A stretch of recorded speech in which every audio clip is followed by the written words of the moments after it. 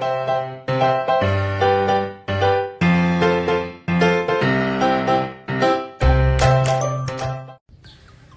moms, welcome to my channel. Oke, di video aku kali ini aku membahas soal ilmu menggendong alias baby wearing. Jadi ilmu ini aku dapetin waktu aku konsultasi ke Rumah Sakit Limijati, Bandung. Nah, ini ada brosurnya, aku bacakan ya. Kenapa sih kita harus menggendong bayi? Bayi itu jangan sering digendong, nanti bau tangan. Nah, itu kata-kata itu sering banget kan kita dengar ya. Nah, pada dasarnya seorang bayi pada masa awal kehidupannya didesain untuk digendong. Nah, itu kelihatan waktu kalau bayi newborn ya, posisinya kalau waktu mau digendong itu menaikkan kedua lututnya dan mengangkat tangannya ketika akan digendong. Nah, selain itu digendong juga punya banyak manfaat loh. Nah, kalau untuk bayi ini manfaatnya yang pertama, bayi cenderung lebih gembira, pencernaan bayi juga lebih lancar, koliksnya juga mudah reda, mengurangi hormon stres bayi. Nah, makanya bayi itu lebih gembira, dan bayi juga cenderung lebih rileks dan tenang. Yang kedua, lebih cepat belajar dan lebih cerdas. Bayi yang banyak digendong menjadi lebih waspada terhadap lingkungan sekitar dan merasa terlibat dalam segala hal karena kita bawa-bawa terus ya. Jadi hal ini sangat baik untuk mengoptimalkan kemampuan belajar, penglihatan, penciuman, pendengaran, dan perkembangan bicara. Yang ketiga, memiliki kedekatan yang alami dan rasa aman. Karena mam suka menggendong, jadi bayi kita ngerasa aman ketika digendong dan akan meningkatkan bonding ya. Kemudian yang keempat, lebih mudah tidur. Nah, ini kalau lebih mudah tidur pasti tiap bayi itu seringnya tertidur kalau lagi digendong, ya kan? Oke, tadi kan manfaat untuk bayi ya. Sekarang manfaat untuk orang tuanya kalau pakai alat gendongan atau baby wearing. Oke, yang pertama, kedua tangan akan bebas atau hands free dan memudahkan aktivitas namun tetap dekat dengan bayi kita.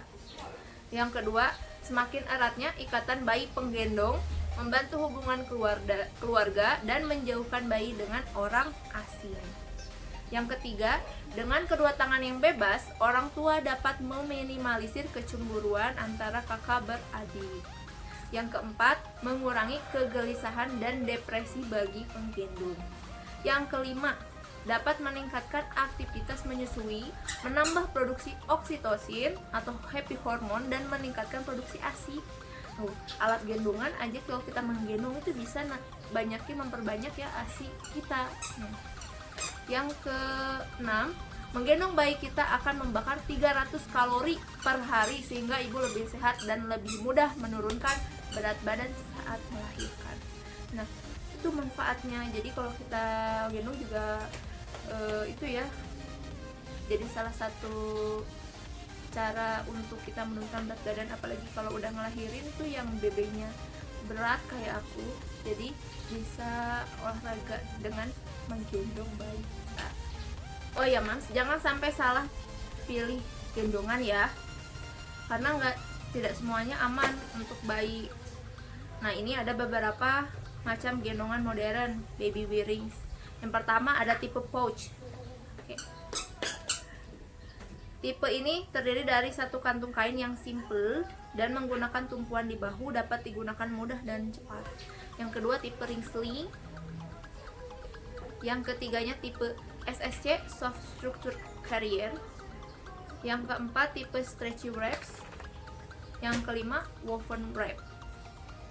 Ya, dulu aku itu sempat cari-cari juga ya posisi yang baik untuk menggendong bayi bagaimana, terus gendongan bayinya kayak gimana. Sempat galau juga karena waktu bayi kita lagi growth spurt, tahu growth spurt? Jadi lagi banyak yang minum ASI. Dia tuh pengen, salah satu efek dari growth spurt adalah bayi ingin selalu digendong. Nah, jadi kan gimana tuh caranya? Mams jangan gimana ya? Jangan kesel atau jangan merasa ada beban, kita nikmatin aja karena bayi kita juga nggak selamanya jadi bayi kan. Jadi setiap momen gendong menggendong kita nikmati, nanti juga nggak mau lagi digendong gitu ya. Nah waktu bayiku itu kepengen digendong terus kitanya, sedangkan kita banyak kegiatan, pengen jemur lah, pengen apalah, kan susah banget ya kalau misalkan kita cuman pakai yang begitu tuh. Jadi tangan harus tetap numpuk, nggak bisa ngapa-ngapain. Akhirnya aku cari dan dapet ini apa namanya, baby wrap ya, dari kain panjang yang elastis. Waktu itu ada beberapa merek, tapi karena ibuku punya kain ya, baby kain kaos, jadi bikin sendiri. Nanti kita lihat tutorialnya ya. Nah, apakah menggendong berbahaya untuk bayi? Pada prinsipnya, penggunaan baby wiring yang benar tidak akan berbahaya bagi pertumbuhan bayi. Karena itu, penggunaan baby wiring tetap harus sesuai dengan petunjuk penggunaannya dan peruntukannya masing-masing. Ini prinsip dasar dalam melakukan baby wiring atau menggendong dari Rumah Sakit Limi Jati. Disingkat jadi TICS, TICKS. Pertama, tight, artinya erat. Bayi harus menempel dengan tubuh agar tidak mudah melorot. Nah, jangan sampai pilih alat gendongan yang melorot. Yang kedua, in view all the times, terlihat setiap saat. Penggendong harus selalu bisa melihat wajah bayinya yang menghadap ke atas. Nanti disinikan posisinya. Kemudian C, close enough to kiss. Posisi bayi harus cukup tinggi dan dekat dengan dagu penggendong sehingga mudah untuk mencium dahi bayi. Kalau misalkan kita mau cek kita udah betul belum menggendongnya, berarti bisa dicium bayinya, berarti betul cara menggendong. Oke. Keep chin off the chest. Hindari dagu menempel ke dada. Setidaknya harus ada jarak 1 jari dari dagu bayi ke dada bayi untuk mencegah gangguan jalan nafas. Yang S, support back. Punggung tersokong baik. Punggung bayi harus tersokong dalam posisi natural membentuk kurva di bagian bawah dan kepala sejajar dengan punggung. Bokong bayi harus berada di posisi lebih rendah dari lutut. Jadi kebayang nggak? Nanti kita lihat gambarnya ya. Ini namanya posisi M shape. Nah, M shape ini, posisi M shape ini bisa digunakan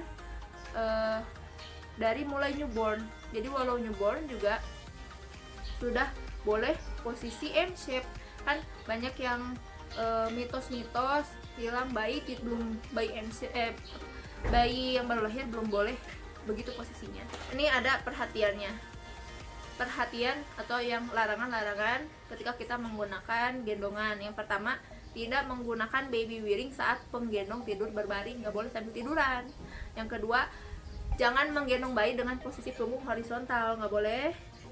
Kemudian baby wiring bukan pengganti safety seat pada kendaraan, jadi jangan digendongin ke kursi gitu ya. Tidak melakukan kegiatan yang beresiko mencederai bayi, jangan lari-lari kalau lagi menggendong bayi, nggak boleh nari, nggak boleh sambil berenang, gendong misalnya di punggung, itu tidak boleh. Oh ya Mams, kalau kita pilih gendongan, pastiin kalau gendongan itu support M-shape ya, karena beberapa gendongan itu tidak support M-shape. Nah, aku juga pernah lihat dan pernah coba. Jadi posisi bayinya itu kalau kita pakai gendongan itu kakinya itu menggantung. Kan kalau M-shape itu harusnya lututnya di atas, lebih atas daripada pantat bayi ya. Tapi ini kakinya menggantung, jadi posisi bayinya itu berdiri seperti itu. Jadi si gendongannya seperti ini, kakinya menggantung, lututnya ke bawah, tidak menekuk. Nah, itu kasihan bayinya nanti sakit ya, karena yang menumpuknya itu di sini. Oke, aku sudah bawakan, ini adalah baby wrap ya. Ada merek-mereknya banyak, tapi ini ibuku buatkan sendiri untuk aku. ini bahannya kaos Kita lihat tutorialnya ya. Check it out.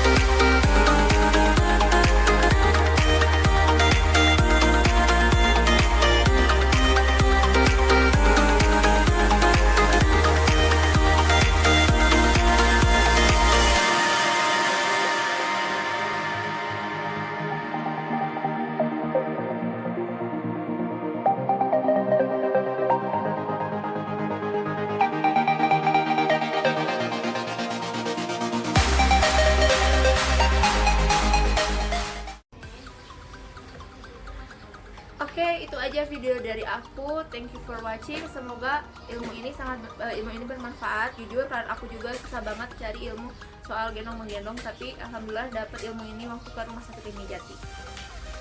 See you guys, see you moms. Ketemu lagi di video aku selanjutnya.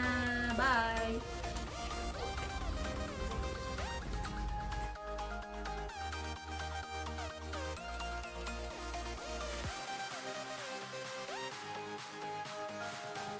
Waktu kita ayo grogi banget.